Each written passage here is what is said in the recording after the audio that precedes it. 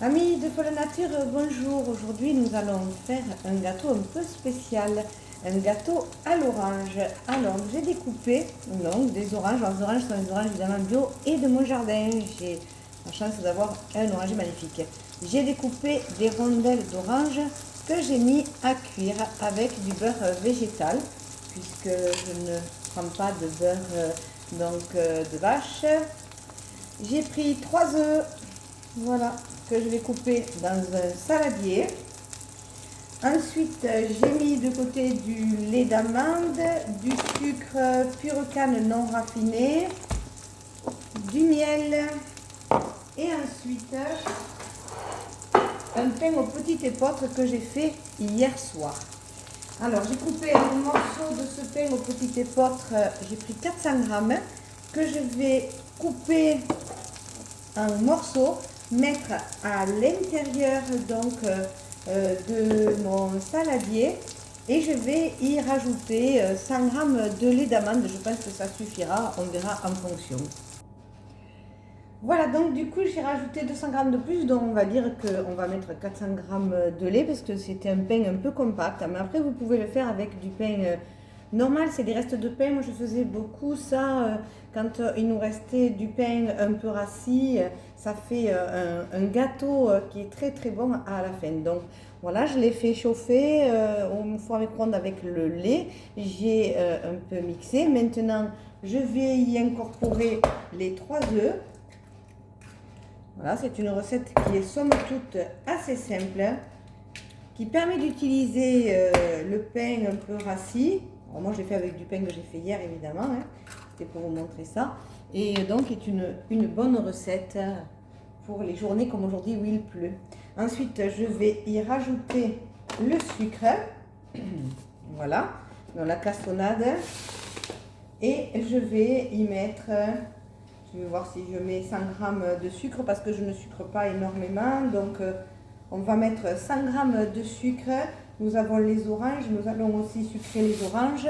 On va mettre le sucre sur les oranges que nous avons mis à cuire avec le beurre. Donc j'ai parsemé de sucre. Je les ai rangés dans un plat et une feuille sulfurisée comme ceci, vous voyez, en rond, pour pouvoir après y mettre ce que je vais faire comme préparation, donc les œufs, le sucre, le pain imbibé dans le lait.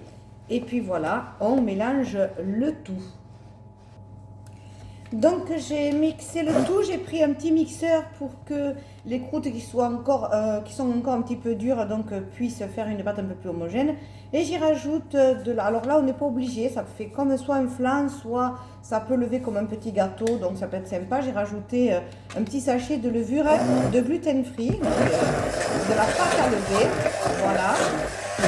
Ce que je vais y mettre aussi, c'est un petit peu d'alcool. Nous, on aime bien soit du rhum, soit du Grand Marnier, soit de l'Armagnac.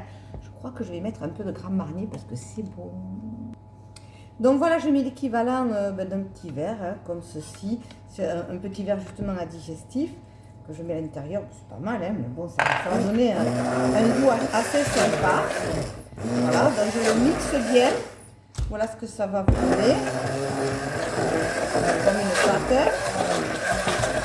Une fois que tout ça est bien mixé, on va le mettre sur les oranges, voilà, que nous avons évidemment disposées dans le plat.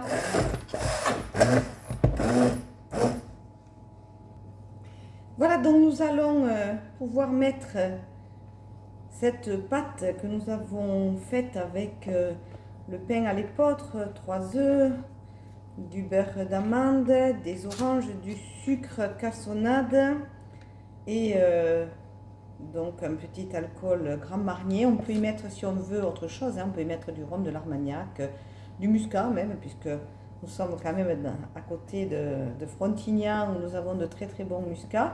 On peut y mettre un peu ce que l'on veut à l'intérieur. Voilà, donc nous allons bien répartir cette pâte gâteau, on va dire un petit peu, bien comme il faut, voilà, dans notre plat. Ensuite, on va mettre un petit peu de sucre sur le dessus. Voilà. On va y mettre un petit peu de sucre sur le dessus. Et puis ensuite, la seule chose qui va manquer à faire, eh bien, c'est l'enfourner. Nous avons mis le four à préchauffer à 220 degrés. Et je pense qu'on va le laisser à peu près une quarantaine de minutes. On verra, on trempera, on mettra le couteau à l'intérieur. Si la lame elle sort à peu près sèche, c'est que c'est bon, c'est comme ça qu'on faisait. C'est une recette qui vient de ma grand-mère, hein, mis à part qu'on le faisait avec du pain.